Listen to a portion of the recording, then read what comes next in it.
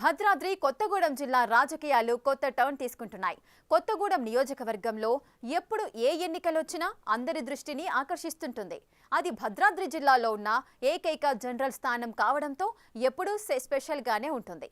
తాజాగా కొత్తగూడెం కార్పొరేషన్ ఏర్పాటుతో పాటు స్థానిక సంస్థల ఎన్నికల ప్రకటన వెలువడటంతో నియోజకవర్గ రాజకీయాలు మళ్లీ ఉత్కంఠ రేపుతున్నాయి. ఈ పరిణామాల్లో ఒకవైపు సిపిఐ తన బలం పెంచుకుంటుంటే అధికార కాంగ్రెస్ మాత్రం నియోజకవర్గంలో నాయకత్వ లోపంతో వర్గ పోరాటాలతో కొట్టుమిట్టాడుతుండటం చర్చల్లో నలుగుతోంది.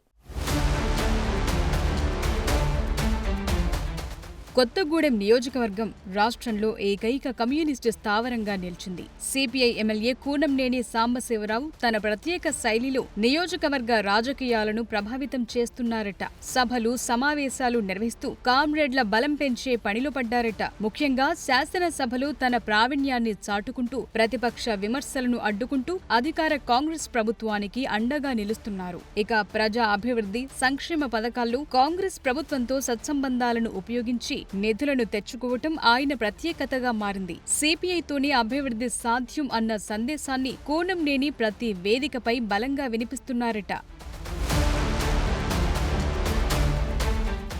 భద్రాద్రి కొత్తగూడెం జిల్లా కాంగ్రెస్ జిల్లా అధ్యక్షుడిగా పోడెం వీరయ్య పగ్గాలు చేపట్టారు. భద్రాద్రి కొత్తగూడెం జిల్లాలో ఉన్న 5 నియోజకవర్గాల్లో 4 నియోజకవర్గాలకు కాంగ్రెస్ ఇన్ఛార్జీలు ఉన్నప్పటికీ జిల్లా కేంద్రమైన కొత్తగూడానికి నియోజకవర్గ ఇన్ఛార్జి ఎవరు అనేది తేలటం లేదట. ఎన్నికల ముందు నుండే కాంగ్రెస్ పార్టీలో ఉన్నటువంటి ఎడవల్లి కృష్ణకు జనంలో ఉన్న ఆదరణ కాంగ్రెస్ పార్టీకి కాస్తో కూస్తో ఉపయోగపడుతుంది అనుకున్నారు. కానీ మారిన రాజకీయ పరిణామాల నేపథ్యంలో పొంగులేటి శ్రీనివాసరెడ్డి ఎన్నికల ముందు రంగప్రవేశం చేసి అక్కడ ఒక కోటరిని ఏర్పాటు చేసుకున్నారట.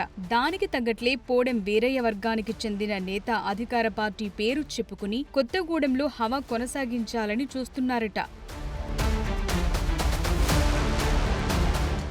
కొత్తగూడెం నియోజకవర్గంలో గులాబీ పార్టీ మాజీ ఎమ్మెల్యేలు జలగం వెంకట్రావు, వనమా వెంకటేశ్వరరావు అనుచరులు సైతం సిపిఐలో చేరటం స్థానికంగా కాంగ్రెస్ కు పెద్ద దెబ్బే కానుందని అనుకుంటున్నారు. అయితే ఆ లోటు భర్తీ చేసుకోవటంలో కాంగ్రెస్ విఫలమవుతోందని అనుకుంటున్నారు. అప్పుడప్పుడు ఖమ్మం ఎంపీ రామసాయం రఘురామిరెడ్డి పర్యటనలతో మాత్రమే కాంగ్రెస్ జెండాలు కనిపించడం పార్టీ బలహీనతను స్పష్టంగా చెప్తోంది. స్థానిక సంస్థల ఎన్నికలు కాంగ్రెస్ పార్టీకి ప్రస్తుతం ప్రతిష్టాత్మకంగా మారాయి. అయితే అక్కడ ఇన్ఛార్జి లేకుండా కేవలం మంత్రులపై ఆధారపడితే అధికార కాంగ్రెస్ పార్టీ కొత్తగూడెం నియోజకవర్గంలో మరింతగా పతనమయ్యే అవకాశాలున్నాయని అక్కడి ప్రజలు చర్చించుకుంటున్నారు. మరోవైపు సిపిఐ ఈ ఎన్నికలను అవకాశంగా మలుచుకుంటే కొత్తగూడెం పూర్తిగా కమ్యూనిస్టుల కంచుకోటగా మారిపోవటం ఖాయం అన్న అభిప్రాయం వ్యక్తమవుతోంది.